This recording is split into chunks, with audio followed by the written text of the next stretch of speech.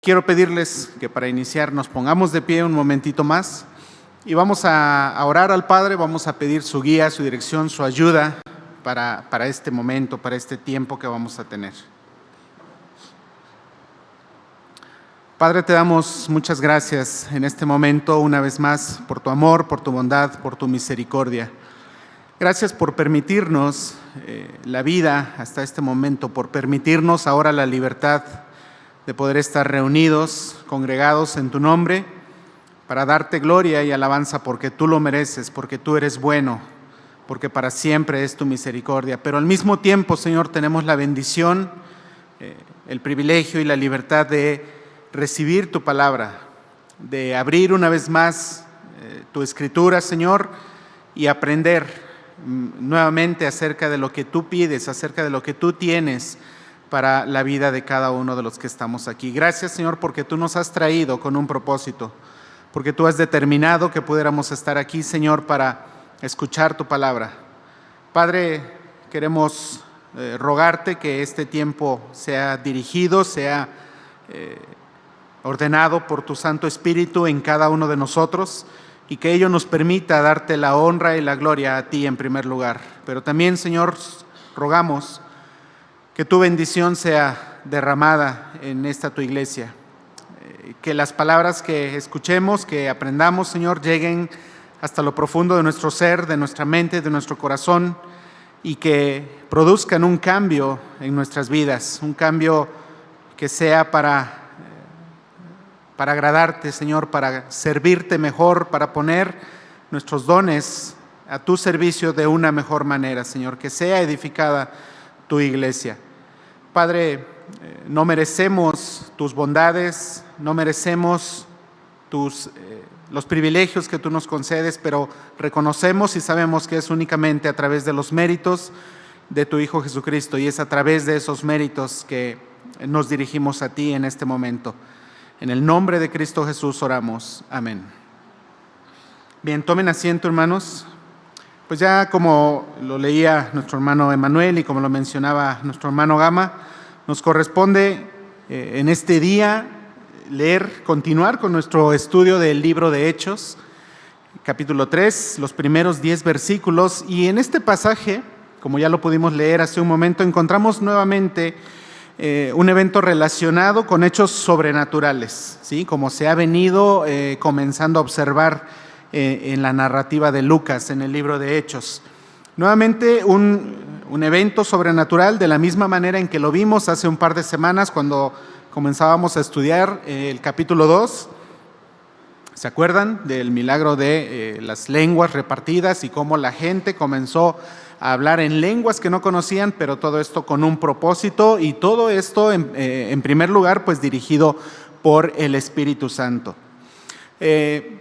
Ya anteriormente, en la introducción que nos había dado nuestro hermano Raúl, nos había mencionado, si lo recuerdan, que tal vez un mejor nombre para llamar a este libro de Hechos podría ser Hechos del Espíritu Santo, ¿sí? Porque en realidad era el Espíritu Santo quien realizaba todas estas acciones, todos esos milagros, todos estos hechos sobrenaturales a través de las personas, en este caso de los apóstoles, de los discípulos de Jesús.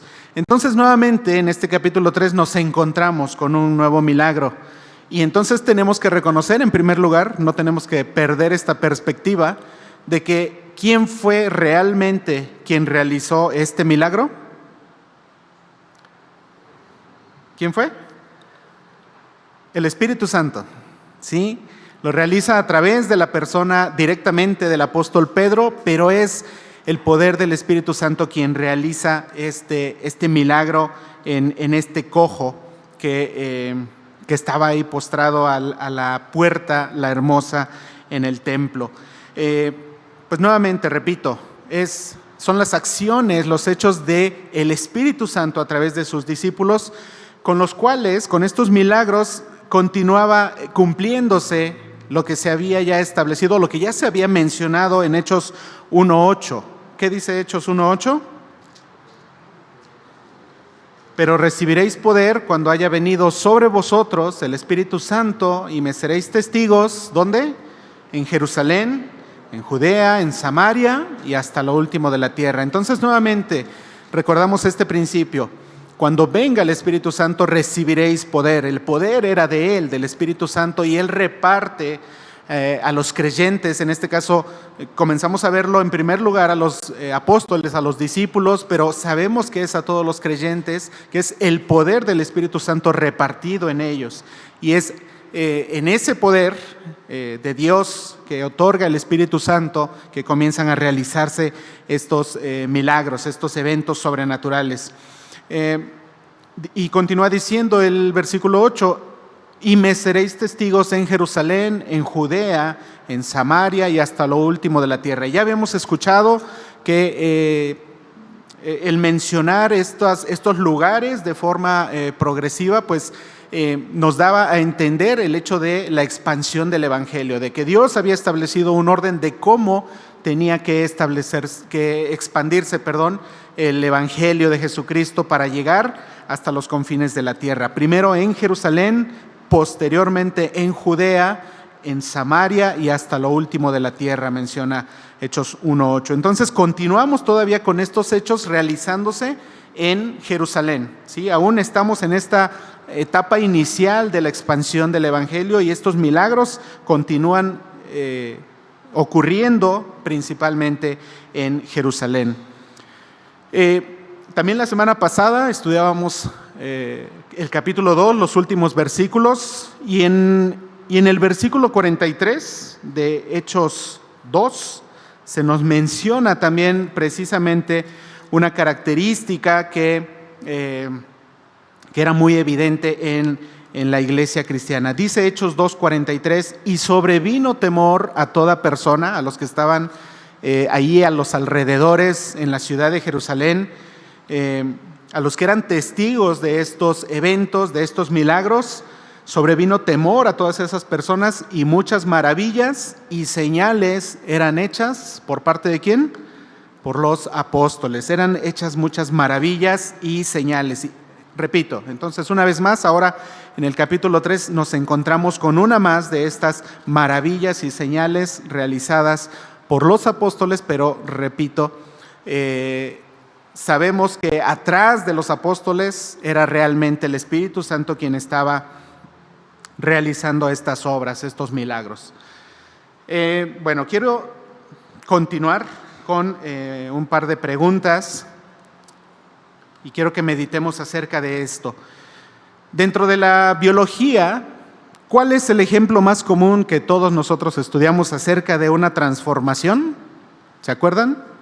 Creo que todos pasamos por la primaria, ¿verdad? Gracias a Dios. O creo que la mayoría, sin duda. Pero ¿se acuerdan cuál era el ejemplo que en la escuela, en la primaria, nos ponían acerca de una transformación en la biología? ¿Se acuerdan cuál es? ¿Sí? ¿Cuál? Exacto, la metamorfosis de la mariposa. ¿Y qué es lo que implica esta metamorfosis? ¿Qué es lo que significa la metamorfosis de la mariposa? En este caso voy a plantear la pregunta de esta manera. ¿Qué tan radical es el cambio que sucede cuando ocurre esto, cuando sucede la metamorfosis de una mariposa? ¿Es radical el cambio?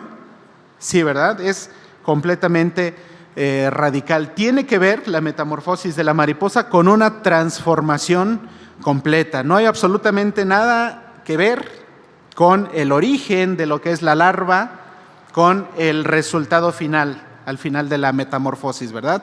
No se parecen absolutamente en nada la larva con la mariposa, llena de colores, cambia su forma, cambia su tamaño, cambia su estilo de vida, hay una transformación completa. Entonces, pues quiero que nos quedemos con este concepto un poquito ahí en la mente para irlo aplicando poco a poco en el estudio que vamos a tener.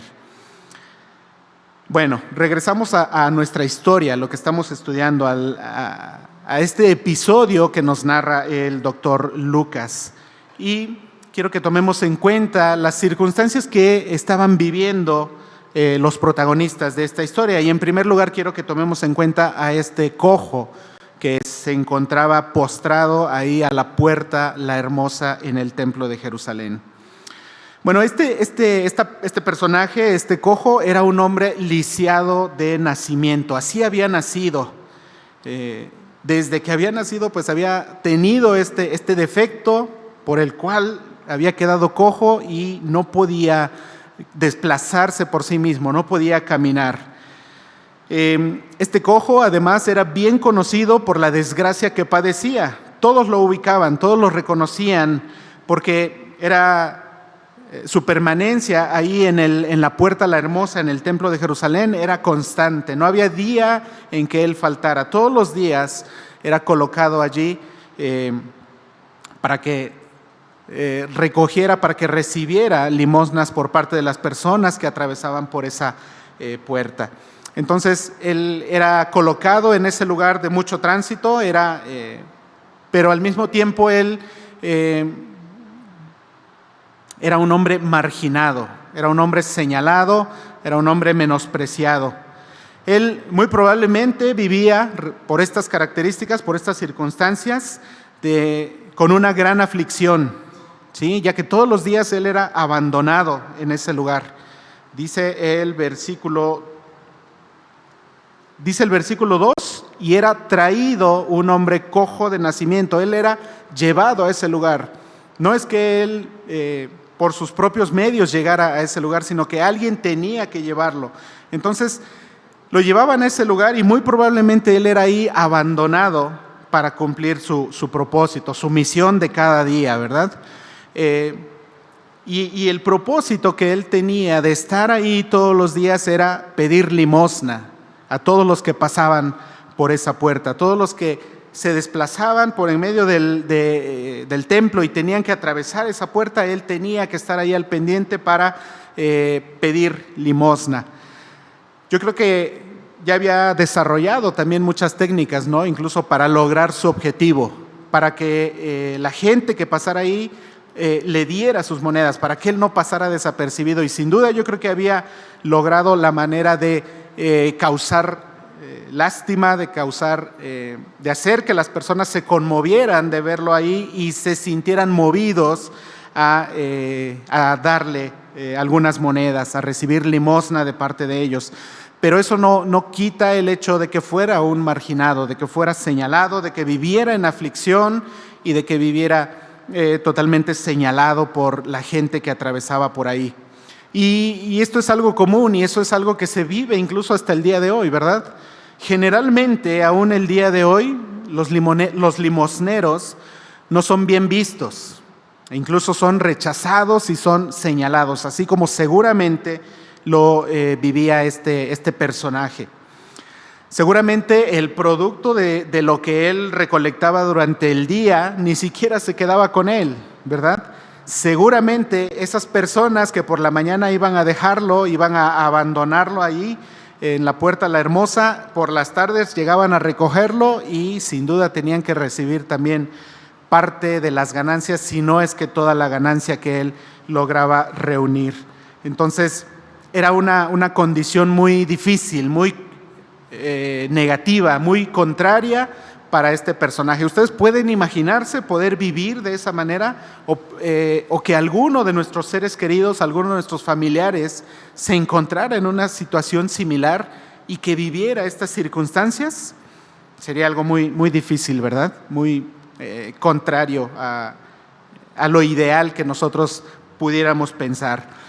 Bueno, también es importante que señalemos que con toda seguridad, muchas de las personas que pasaban ahí por esa puerta y que lo veían ahí postrado, sin duda sí se desprendían de las monedas, le regalaban, le daban las limosnas, pero también podemos, sin mucho esfuerzo, pensar en que esas personas no lo hacían con un sentimiento genuino de querer ayudarlo, de realmente querer ser generosos con él o de ser empáticos con la situación que él vivía, sino que aprovechaban la oportunidad para realmente lucirse delante de los que los veían, de que pudieran ser bien vistos, de que pudieran ser vistos de los demás y que los demás dijeran, ay, esa persona sí es generoso, él sí le da limosna al cojo que siempre está ahí. No, hombre, qué buen judío es aquel que va atravesando ahí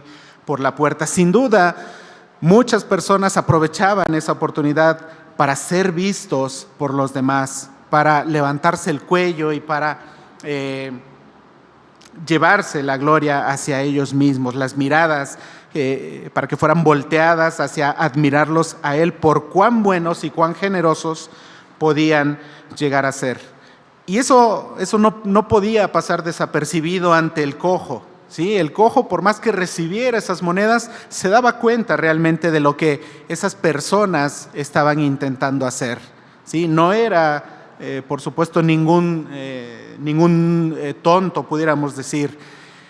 Cuando una persona actúa con una mala intención es evidente a los demás, y sobre todo para esta persona que estaba acostumbrado a esas circunstancias negativas también era muy probable que se daba cuenta de todas las verdaderas intenciones con que actuaban las personas que pasaban por ahí. Y bueno, pues para finalizar acerca de las menciones negativas que observo sobre este personaje, por si eso fuera poco, él tenía prohibido el acceso al interior del templo, al lugar de adoración, ¿sí? Él no podía entrar debido a la enfermedad que él tenía, ¿sí? Él era un cojo y tenía prohibido por la tradición judía entrar al interior del templo para poder adorar, ¿sí? Era un mandato, un privilegio el que tenían los judíos, el de poder llegar hasta el interior del templo y adorar a Dios. Pero todas esas personas que tenían una imperfección física, una enfermedad visible, no tenían el privilegio de poder entrar hasta el interior del templo y adorar a Dios. En Levítico 21, del 16 al 21, no lo vamos a leer, pero ahí se especifica que las personas con estas enfermedades no podían entrar al interior del templo para ministrar. Ahora, ¿quiénes eran los que ministraban en la cultura judía? ¿Quiénes eran los que ministraban en el interior del templo? ¿De qué tribu? Los levitas, ¿sí? Eran los sacerdotes, los descendientes de Aarón. Y este pasaje es dirigido específicamente a ellos, a los levitas. Y dice que de los levitas, de los descendientes de Aarón, no podía alguien entrar a ministrar si es que tenía algún defecto, alguna enfermedad. Tenía que ser una persona que representara una perfección visible.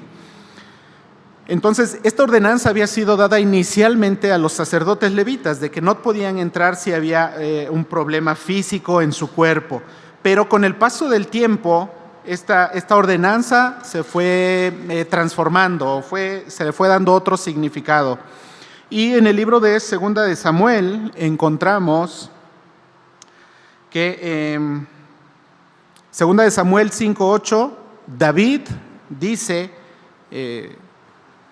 se menciona así en 2 de Samuel 5:8, por esto se dijo, ciego ni cojo no entrarán en la casa, haciendo referencia al templo que habría de ser construido. Ciego ni cojo no entrarán a la casa. Entonces, a partir de ese momento, a partir de que David pronuncia estas palabras, el pueblo comienza a adquirir esta tradición de que ya no únicamente los sacerdotes levitas que entraban directamente a ministrar la adoración, sino ahora quien entraba como espectador o como parte de la audiencia para celebrar esta adoración, tampoco ya no podían entrar al interior del templo para adorar. Entonces, para este tiempo de Hechos 3,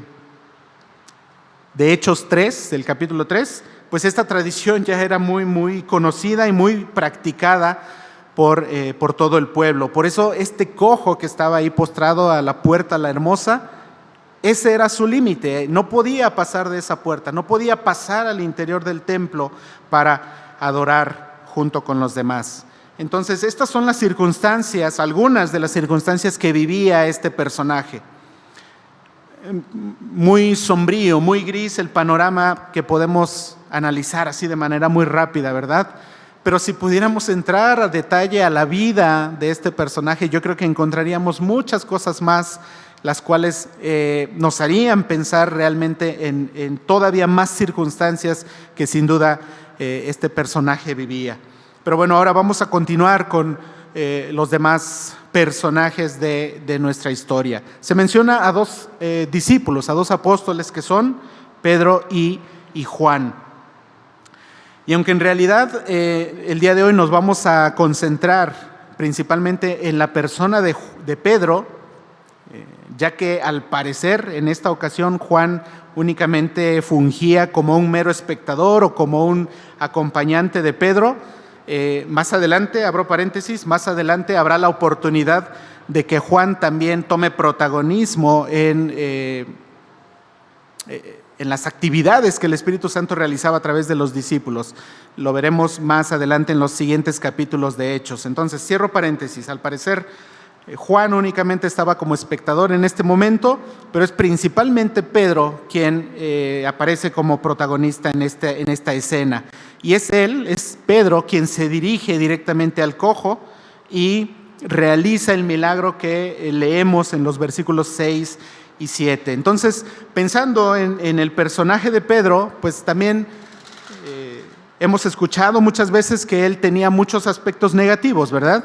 Que él tenía un carácter fuerte, un carácter difícil y que los aspectos negativos de su vida resaltaban mucho. Entonces vamos a mencionar algunos de ellos. Algunas de esas características de Pedro es que él era obstinado, también era impulsivo, a veces era atrevido, lo cual le llevaba a precipitarse y a actuar de manera incorrecta.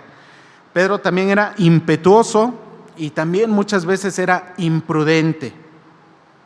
Y yo creo que si mencionamos algunos pasajes que encontramos en la Biblia, podemos confirmar todos estos aspectos negativos de la vida de Pedro.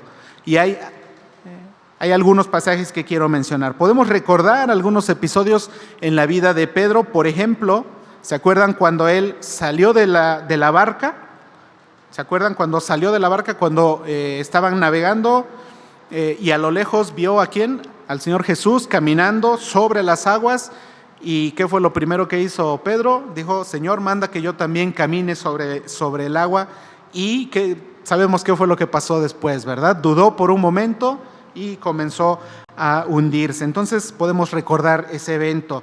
Se menciona en Mateo 14, 28 al 29. También hubo otra ocasión, otro episodio en el que Pedro toma aparte al Señor Jesús para reconvenirle por haber hablado, porque el Señor Jesús había anticipado la muerte que iba a padecer, ¿sí? También Pedro le dice: no acontezca tal cosa, si es necesario yo moriré en tu lugar, ¿verdad? Y bueno, recordamos la respuesta de Jesús. ¿Se acuerdan qué fue lo que le dijo esa vez? Vamos a leerlo, Mateo 16, 22, para no errar.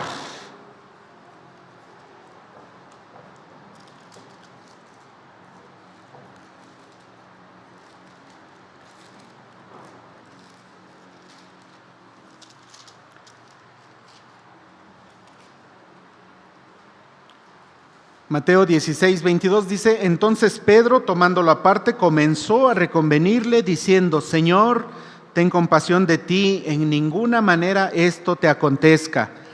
Pero él, volviéndose, dijo a Pedro: quítate de delante de mí, Satanás, me eres tropiezo, porque no pones la mira en las cosas de Dios, sino en la de los hombres. Entonces ahí vemos otro episodio en donde resaltaban estas cualidades, estas características negativas por parte del apóstol Pedro. Hubo otra ocasión en que Pedro desenvainó su espada para herir a Malco, el siervo del sumo sacerdote. ¿Se acuerdan cuándo fue este evento? Después de la oración en el huerto de Getsemaní, justamente cuando Judas llega para traicionar a Jesús, cuando trae a los sacerdotes junto con la guardia para que le capturaran. Entonces ahí hay otro momento en el que Pedro reacciona de manera impulsiva, reacciona por su propio razonamiento, pero sobresalían los aspectos negativos que dominaban en su vida. Hay otro episodio en que Pedro se jacta de que nunca abandonaría al Señor Jesús, aunque los demás lo hicieran. ¿Y se acuerdan qué pasó un par de horas después? Antes del amanecer, antes de que el gallo cantara, Pedro ya había negado al Señor Jesús 3 veces. Entonces, vemos todos estos aspectos también en la vida del apóstol Pedro que sobresalían, ¿sí? No es que él fuera una mala persona por completo, no es que todo lo que Pedro hacía, todo lo que Pedro tenía la intención de hacer fuera algo malo. No es que fuera un hombre malintencionado, pero se estaba dejando llevar por sus impulsos. ¿Sí? Él estaba más bien gobernando su vida por sí solo, y ese hecho le estaba llevando a cometer errores. Entonces él no era precisamente una mala persona, pero en un principio, repito, resaltaban los aspectos negativos de su vida y estos opacaban las virtudes y las cualidades que él podía tener. Entonces esto es lo que podemos observar acerca del apóstol Pedro hasta este momento. Y bueno, simplemente quiero comentarles también un par de datos interesantes acerca de este lugar en donde todos los días era colocado este cojo de nacimiento, la puerta La Hermosa. Este lugar, esta puerta estaba al interior del templo, pero estaba en medio de algunos atrios. Era la conexión entre el atrio de los gentiles y el atrio de las mujeres. Y otro dato interesante es que en el atrio de las mujeres es en donde se encontraba el tesoro del templo. Entonces, todos estos judíos que llegaban al templo a adorar, en algún momento tenían que acordarse de que también tenían la ordenanza, la obligación de ofrendar o de diezmar en el templo de Jerusalén. Entonces, para llevar sus ofrendas, sus diezmos al lugar donde debían ser depositados, pues tenían que trasladarse hasta el atrio de las mujeres. Y entonces tenían que atravesar por esta puerta, la puerta llamada La Hermosa, en donde estaba postrado este cojo de nacimiento. Entonces, este personaje pues era colocado allí, pero también de manera estratégica, ¿verdad? Era colocado allí porque con mucha seguridad, la gran mayoría de las personas que iba a atravesar esa puerta llevaba monedas consigo. Entonces ahí tenía la oportunidad de lograr su objetivo, que era recibir monedas como limosna.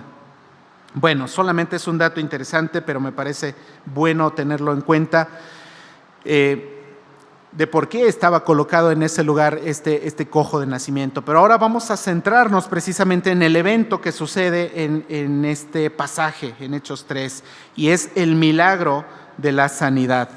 Entonces, en el versículo 3 de Hechos 3, dice,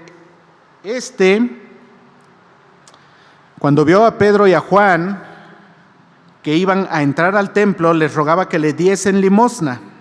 Entonces, el cojo se da cuenta de que vienen llegando Pedro y Juan a entrar al templo. Y lo que él hace es algo muy, muy natural y algo que hacía todo el tiempo, que hacía todos los días. Lo que hace es pedirles limosna a Pedro y a Juan. Y sin duda, la petición de este cojo captó por completo la atención de Pedro y de Juan. ya que ellos no pasaron desapercibidos. Ellos no simplemente se limitaron a darle unas monedas como limosna, perdón, o incluso a poder simplemente ignorarlo y pasar a lo que ellos iban, que en realidad era, ellos iban a la oración. Dice el versículo 1 que Pedro y Juan subían juntos al templo a la hora novena, que era la hora de la oración. Entonces ellos son, es captada su atención por parte del cojo y ellos se le quedan viendo, y entonces Pedro le dice: míranos, ¿sí? El apóstol Pedro le dice al cojo que los vea, que los observe, que se dé cuenta realmente de quiénes son ellos. Y bueno, aquí hay algo importante. Recordemos que la mayoría de los discípulos habían abandonado sus oficios, sus estilos de vida anteriores, sus trabajos, a partir de que habían sido llamados a seguir a Jesús, a convertirse en los discípulos de Jesús. Por lo tanto, es muy probable que ahora ellos pues ya vivían al día económicamente, o incluso que vivían por fe, porque ya se dedicaban por completo a ser seguidores de Cristo. Y para este tiempo, para el tiempo ya de Hechos 3, ellos ya se dedicaban por completo a la expansión del Evangelio, a predicar el Evangelio. Entonces, esta palabra que pronuncia Pedro seguramente era para señalarle al cojo también algo muy evidente acerca de ellos. Tanto los discípulos como el resto de cristianos no se caracterizaban precisamente por tener una solvencia económica y material, sino más bien lo contrario. Ellos carecían de bienes materiales que pudieran entonces compartir con el cojo. Y entonces es muy probable que incluso hasta el cojo hubiera pensado: híjole, creo que me acerqué a un mal árbol, o bueno, como dice nuestro dicho, ¿no? A buen árbol te arrimas, ¿no? Muy probablemente el cojo pudo haber pensado: más bien estos apóstoles necesitan que yo les comparta de las monedas que ya me dieron a mí. Ellos también están en necesidad, ellos también necesitan de lo económico. Entonces, repito, los cristianos en general, pero específicamente los discípulos, no se caracterizaban por solvencia económica o material. Entonces, en el versículo 6 encontramos la pronunciación de Pedro, una de las palabras o de las frases conocidas o que son famosas de reconocer que las pronunció el apóstol Pedro. ¿Y qué fue lo que Pedro le dijo al cojo? No tengo plata ni oro, pero lo que tengo te doy. Entonces, una vez más, Pedro le estaba confirmando a este cojo algo que era muy evidente, ¿sí? Que ellos no tenían algo material que pudieran compartir con él. No es que el dinero les sobrara y que tuvieran para estarle dando la limosna al cojo. No tenían algo material que compartir con él, pero sí había algo que ellos podían compartir con él. Y ese algo que sí podían compartir con él, lo hicieron, ¿sí? Llevaron a cabo esta obra, pudieron compartir algo con él. No era algo que el cojo esperaba. El cojo esperaba monedas, dinero, y no fue eso lo que recibió.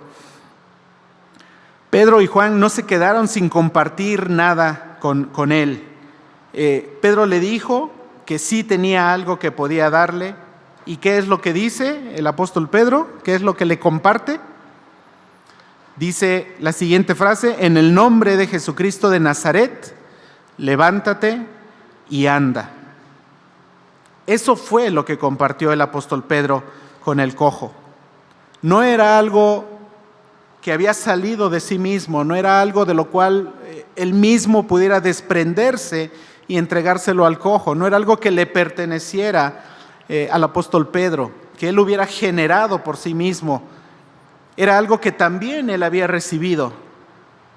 Él compartía una bendición que antes ya había tenido y le dice: en el nombre de Jesucristo de Nazaret, levántate y anda. Pedro dirigió el origen de este milagro hacia la persona de Jesucristo. Esto es lo más importante de este pasaje. De esta manera, el apóstol Pedro estaba confirmando una vez más la divinidad del Señor Jesucristo y estaba confirmando que Él era el Mesías.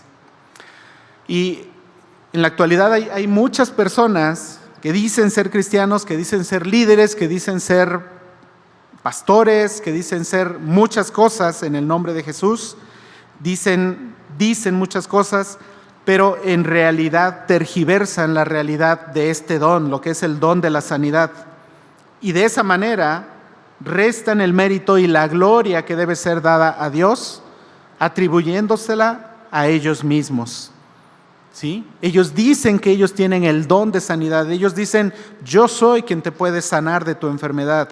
Yo soy el apóstol tal, yo soy el siervo tal del Señor, y si tú vienes a mí, yo te voy a sanar. Eso es lo que dicen muchos personajes en la actualidad. Sin embargo, Pedro en aquel tiempo estaba marcando la pauta de quién era realmente el autor original de este milagro. Pedro dijo: en el nombre de Jesucristo de Nazaret, levántate y anda. Fue a través del poder de Jesucristo. No fue algo propio que Pedro podía desprenderse de sí y dárselo al cojo. Era algo que también él había recibido y ahora lo compartía. Nuevamente recordemos acerca de este don de sanidad. Ya lo habíamos mencionado en pasajes anteriores, precisamente también del libro de Hechos. Unos puntos importantes acerca del don de la sanidad, entre otros dones que, tal y como se usaban en aquellos días, estos dones habían sido dados de manera temporal por parte de Dios y solamente por un tiempo determinado. Y había un par de propósitos por el cual estos dones eran temporales y solo eran por un tiempo determinado. El primer propósito era expandir el Evangelio. ¿Se acuerdan que mencionábamos cuando estudiábamos acerca de Hechos 2, acerca del don de lenguas? Que en ese momento lo importante era que el Evangelio fuera expandido a los que estaban ahí, a la multitud de personas, de judíos que habían llegado de muchas partes de la tierra. Y se da el milagro de que puedan escuchar el Evangelio cada uno en su propia lengua. ¿Sí? Ese fue en ese momento el propósito, de que el Evangelio llegara a esas personas que no entendían todos el hebreo o el arameo que pudieran hablar en ese tiempo, o tampoco el griego, a pesar de haber sido la lengua universal en ese tiempo. Pero nuevamente aquí este milagro de sanidad también se da con un propósito específico, de que llegue el Evangelio a más personas que no conocían al Señor. Y un segundo propósito es que estos milagros se permitían, se daban, Dios los permitía, los daba en este caso a los apóstoles, precisamente para autentificar que estos apóstoles eran enviados, y realmente eso es lo que significa la palabra apóstol, enviado por parte de Dios, y de esta manera el pueblo se podía dar cuenta de que ellos realmente estaban siendo usados por Dios a través del Espíritu Santo. En toda la historia de la humanidad, y hablando en el tema bíblico, siempre ha habido falsos maestros. Siempre ha habido personas que dicen venir enviadas de Dios, pero no hay algo que realmente respalde lo que ellos dicen. Entonces, estas obras, estos milagros que ellos hacían eran precisamente eso, eran el respaldo de que ellos eran realmente enviados por Dios. Dios les estaba dando estos milagros para autentificar que ellos eran los verdaderos enviados de Dios y no eran falsos maestros.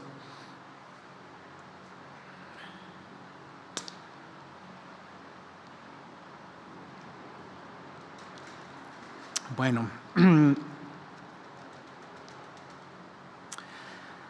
el uso temporal de estos dones, también recordemos que solamente era mientras se terminaba de escribir el canon, y entonces ya podía estar completa la Escritura, ¿sí? La Biblia por completo, el Antiguo Testamento y el Nuevo Testamento. Es decir, que hasta que todo lo que Dios tenía que revelar a la humanidad estuviera completo, se podían realizar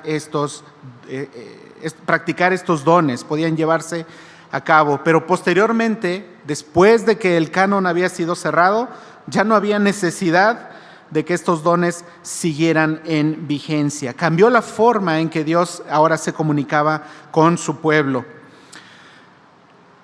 Eso no quiere decir que el día de hoy Dios ya no haga milagros de sanidad, ¿sí? Entonces esto también es importante que lo mencionemos y que quede muy claro.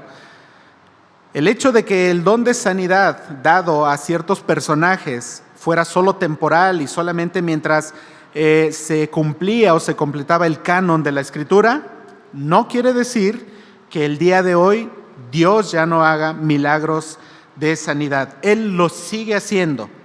Amén. Y sin duda, en algún momento de nuestras vidas, cada uno de nosotros habremos podido ser testigos de alguno de estos milagros. ¿Ha sido así? ¿Alguno de nosotros hemos sido testigos de milagros de sanidad de parte de Dios?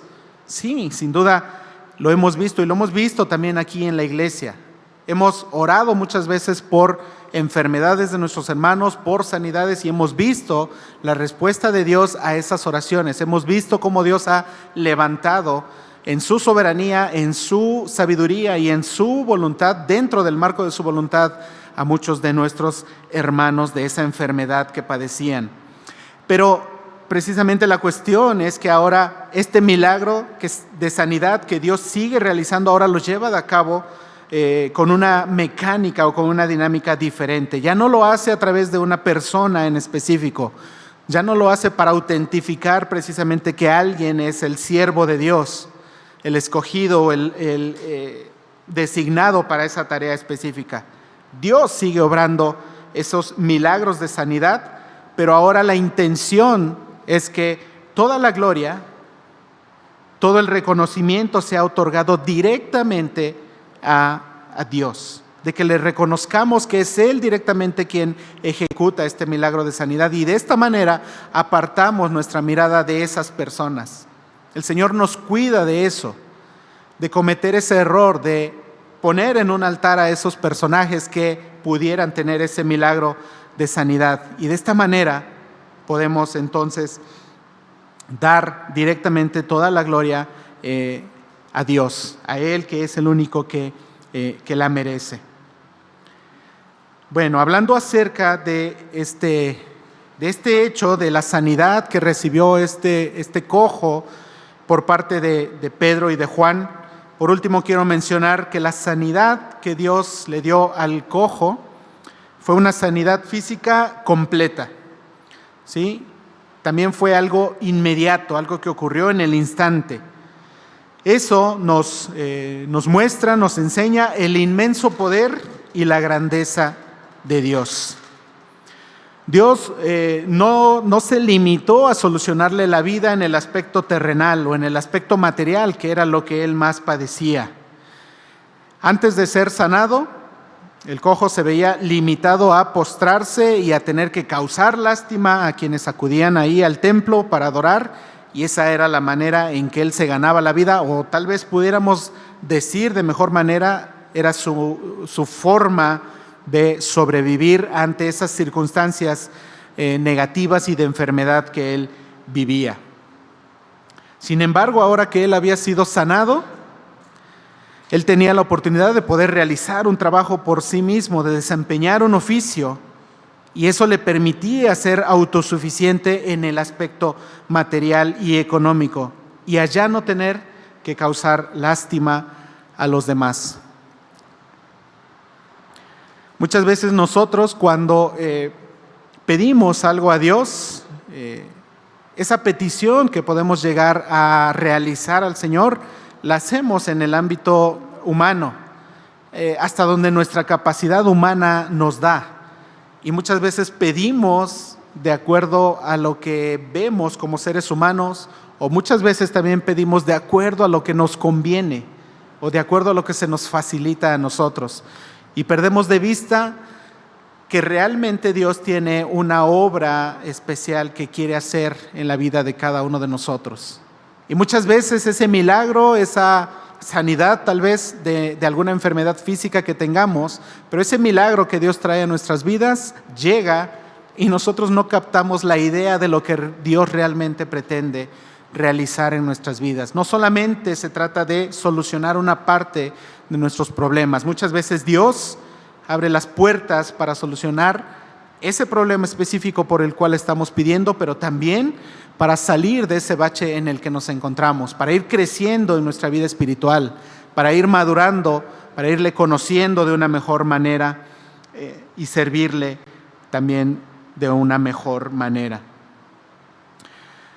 Quiero que veamos ahora cuáles fueron los resultados en estos personajes, o qué fue lo que pasó después de haber sucedido este milagro, tanto en el cojo como en este caso en los discípulos, en Pedro y en Juan. Algunos puntos importantes.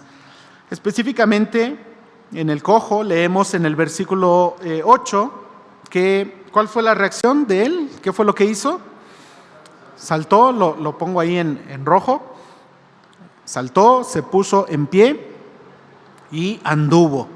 Estas son señales muy evidentes de que había recibido precisamente esa sanidad perfecta y completa de su enfermedad física específicamente. Por supuesto, estas acciones que resalto ahí en rojo eran algo que él no podía realizar antes. No podía ni saltar, ni ponerse en pie por sí mismo, ni andar solo. ¿Se imaginan después de esas circunstancias negativas a las que él estaba esclavizado y después de haber sido sanado, cuál pudo haber sido la reacción en su interior? Sin duda una inmensa alegría, ¿verdad? Sin duda se llenó de alegría su vida, todo su ser, y de inmediato comenzó a ejercitar su cuerpo, a practicar el ejercicio del cual se había visto imposibilitado por su enfermedad física. Pero más allá de esto, también es importante que observemos la actitud interna que mostró el cojo. Y en ese mismo versículo la encontramos, paso a esta siguiente diapositiva, en donde marco también en rojo precisamente esa actitud interna del cojo. ¿Qué fue lo que brotó de su corazón?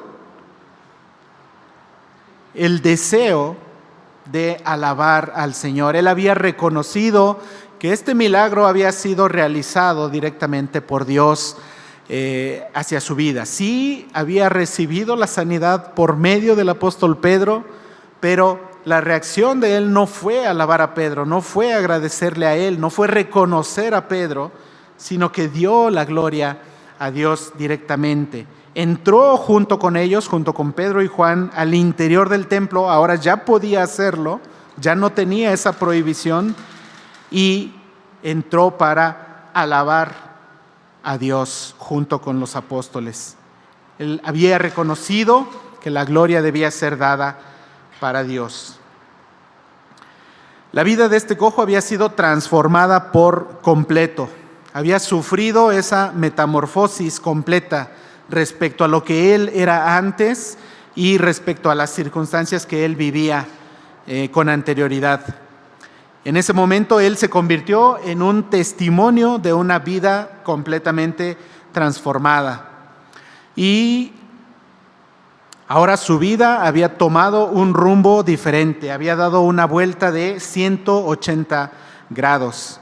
Y con este giro, con esta transformación, se había iniciado en él el proceso de la santificación que ocurre en todo creyente a partir de que éste entrega su vida al Señor. El cojo ya no dependía de ser llevado todos los días a la puerta de la Hermosa, a que lo colocaran ahí y a que él realizara lo que ya sabía hacer, ¿verdad? Mover los sentimientos de las personas o las emociones de las personas para causar lástima y recibir esas monedas. Por esa razón, él también ya no sería mal visto por esas personas que le daban las monedas con la intención de lucirse ellos mismos, de verse bien ante los demás. Ya no era marginado por esa situación. Y repito, como mencionaba hace un momento, ya no tenía prohibido el hecho de entrar al interior del templo para poder adorar directamente a Dios, como lo establecía la tradición judía. Esa barrera, esa limitante había sido quitada por completo por este milagro que había sido realizado en su vida. Ese fue el resultado que podemos ver en la vida del cojo. Quiero que pensemos también ahora, una vez más, en el apóstol Pedro. Él, hasta este momento, obviamente, aún no era una persona perfecta. Él también estaba en ese mismo proceso de santificación y de perfeccionamiento por parte del Espíritu Santo. Esa obra que el Espíritu Santo lleva a cabo en cada uno de los creyentes, en nosotros también. Entonces, repito, no es que Pedro ya hubiera llegado a esa calificación perfecta de ser ya un hombre maduro, un hombre perfecto, pero él ya tenía cierto camino recorrido. Ya había experimentado muchas cosas y esas experiencias le habían llevado a adquirir madurez en su vida cristiana, en ese proceso de santificación. Y ahora los resultados eran visibles, ¿sí? Ahora resaltaban las cualidades y virtudes que Dios ponía en él, y estas cualidades y virtudes ahora opacaban esos aspectos negativos en la vida del apóstol Pedro. Ahora él estaba siendo un poderoso instrumento en las manos de Dios a través de él. Ahora el Espíritu Santo estaba llevando a cabo la obra de Dios para seguir expandiendo el evangelio a los judíos principalmente o en primer lugar. Pero su vida seguía siendo transformada, seguía en el proceso de santificación. Recuerdan que cuando estudiábamos también el capítulo 2 acerca de la venida del Espíritu Santo, yo les mencionaba casi al final que la obra del Espíritu Santo es la que realmente produce el cambio en las personas. ¿Se acuerdan que les mencioné que el apóstol Pedro en los versículos a partir del 14 del capítulo 2 es donde se da el primer discurso de Pedro, la primera oportunidad en que Pedro podía predicar a una multitud, ¿sí? Y se acuerdan que yo les mencionaba que ¿cuál había sido el resultado? Que se habían convertido ¿cuántas personas? 3,000.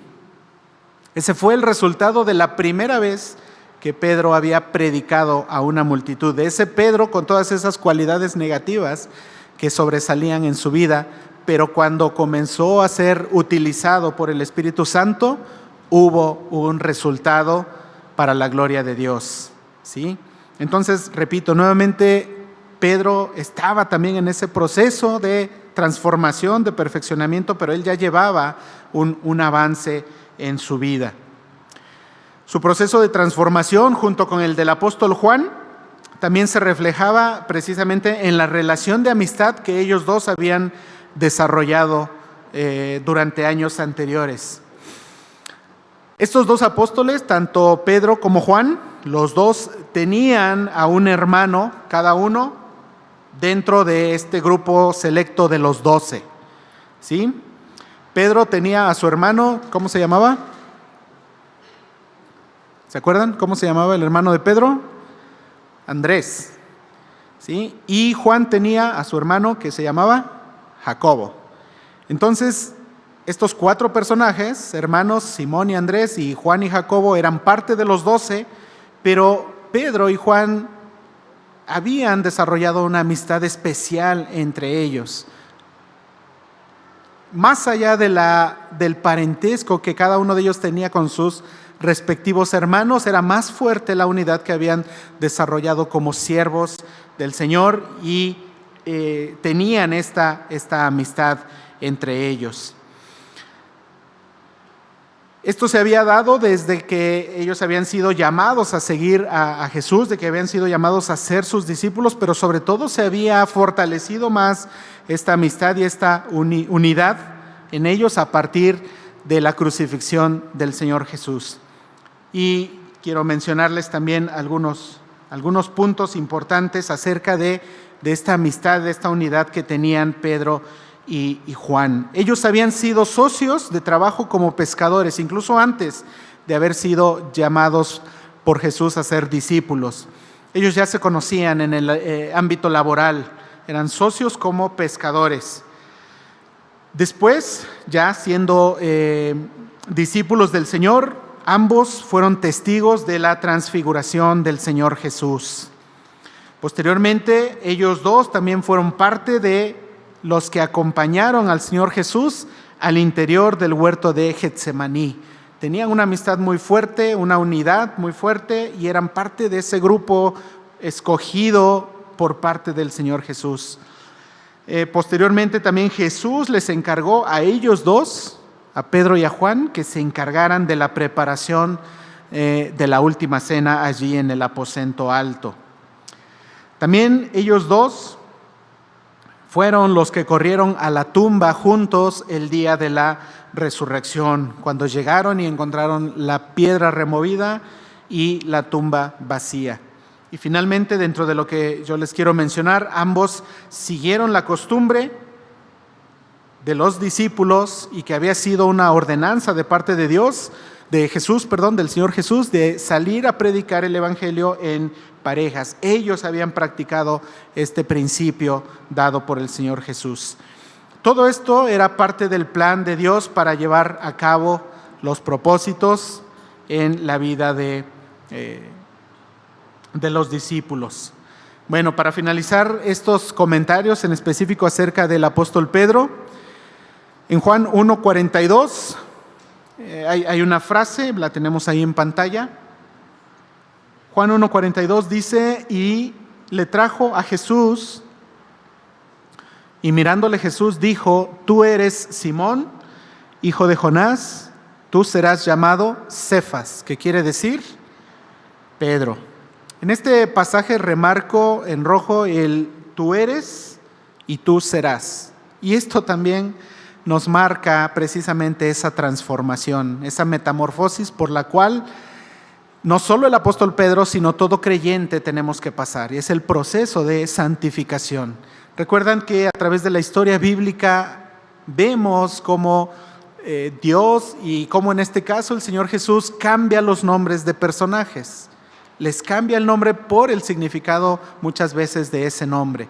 Y en este caso vemos una vez más este hecho, este acontecimiento. Ahora el Señor Jesús le cambia el nombre a Pedro. Le dice: tú eres Simón en este momento, pero tú serás llamado Cefas. Es decir, tenía que haber un cambio, una transformación en Pedro. Y no solamente del nombre, sino principalmente en su personalidad, en su carácter, en todo su interior. Es interesante notar el contraste aquí entre el tú eres y el tú serás. La expresión tú eres aquí nos hace referencia a ese Simón, al Simón del cual resaltaban todos aspectos negativos que opacaban en su vida anterior sus cualidades y virtudes. Y por el contrario, la expresión tú serás se refiere ahora al nuevo Pedro, al que se convertiría en la roca firme, el hombre fiel y maduro en la fe, que era usado por el poder del Espíritu Santo, como veíamos en su primera predicación, para entonces obrar todos esos milagros para la gloria de Dios. Él se estaba convirtiendo en ese pescador de hombres que Jesús le había prometido que sería. Bueno, eso es respecto al apóstol Pedro. Y finalmente también leemos que la multitud que atestiguó, también hubo una reacción en ellos. ¿Qué fue lo que ocurrió en ellos? Dice el versículo 10 de Hechos 3, remarco en rojo, que se llenaron de asombro y de espanto. Esa fue la reacción que tuvo la multitud, los testigos, los que veían todos estos milagros realizados por el Espíritu Santo a través de los apóstoles. Cuando una vida es verdaderamente transformada por el poder del Espíritu Santo, esto es algo impactante para la sociedad, para todos los testigos de ese milagro, de esa transformación. Ese milagro es un testimonio verdadero de que la obra de Dios se está llevando a cabo en la persona, en el creyente ahora.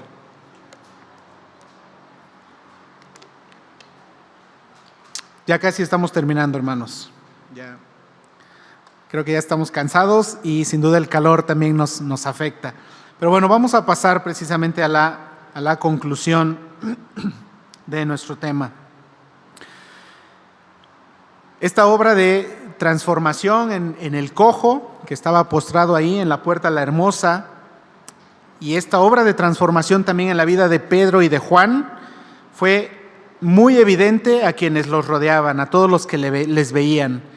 Pero también fue muy evidente que esa transformación no fue realizada por ellos mismos o por alguien más, alguna otra persona, algún otro ser humano, sino que quedó muy claro que la obra había sido de parte de Dios a través del poder del Espíritu Santo. Él fue quien realizó esos milagros, esas obras de transformación de esas vidas.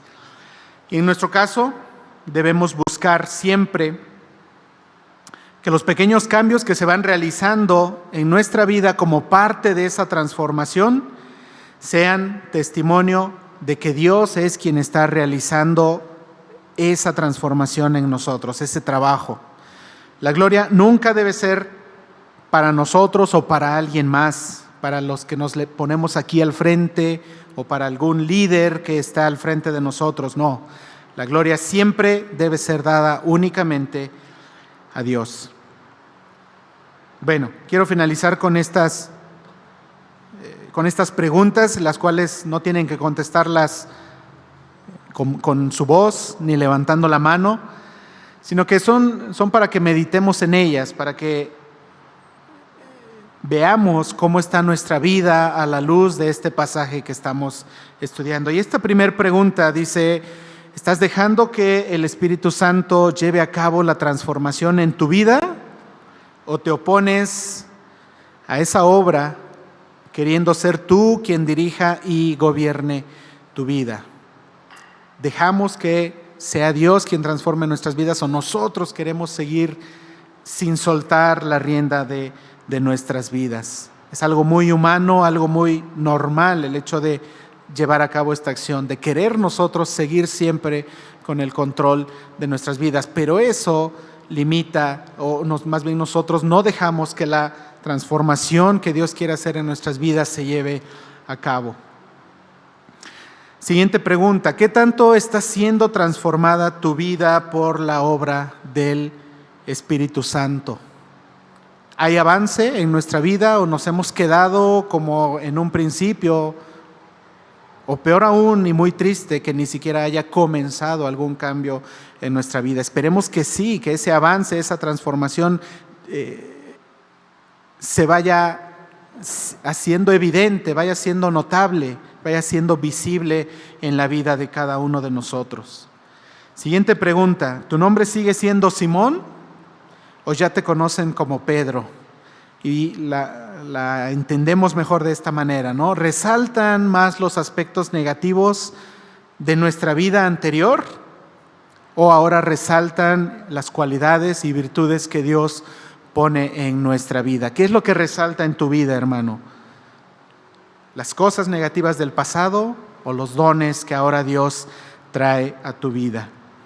Y por último, esta última pregunta: ¿le das la gloria a Dios por la transformación que sucede en tu vida, de manera que sea muy evidente a quienes te rodean que la obra es del Espíritu Santo? ¿O nos jactamos de que nosotros somos capaces de cambiar por nosotros mismos y evitamos que la gloria sea dada al Señor? Hay muchas cosas aún más en las cuales meditar y y darnos cuenta realmente cuánto está siendo transformada nuestra vida. Pero lo principal es que nos demos cuenta que esta transformación debe ser la obra del Espíritu Santo en la vida de cada uno de nosotros. Y repito, que la gloria siempre debe ser dada a nuestro Dios. Vamos a ponernos de pie, hermanos. Vamos a finalizar este tiempo, una vez más dirigiéndonos al Padre, una vez más orando a Él. Padre, te damos muchas gracias una vez más por este tiempo. Gracias, Padre, por habernos permitido el abrir tu palabra, el escudriñar esta porción de tu Escritura, el ser expuestos ante esta enseñanza, Señor, el darnos cuenta de que nuestras vidas están en un proceso de transformación, de santificación, de perfeccionamiento, y de que es necesario para nosotros, Señor, entregarnos por completo a ti, precisamente para que tu obra sea llevada a cabo en la vida de cada uno de nosotros, Señor. Padre, permite que cada uno de nosotros podamos ser sensibles a este llamado, a darnos cuenta de que necesitamos depender de ti, depender de que tu Santo Espíritu sea quien dirija, quien transforme nuestras vidas. Permítenos, Señor, ser transformados de acuerdo a tu voluntad. Permítenos crecer y madurar con esa transformación, y permítenos sobre todo, antes que cualquier cosa, que la gloria y la honra de nuestra transformación sea para ti, Señor. Que tu nombre sea glorificado a través de la transformación de nuestras vidas. Gracias una vez más por permitirnos estudiar tu palabra, Señor. Oramos a ti en el nombre de tu Hijo Jesucristo. Amén. Tomen asiento, hermanos. Que el Señor les bendiga.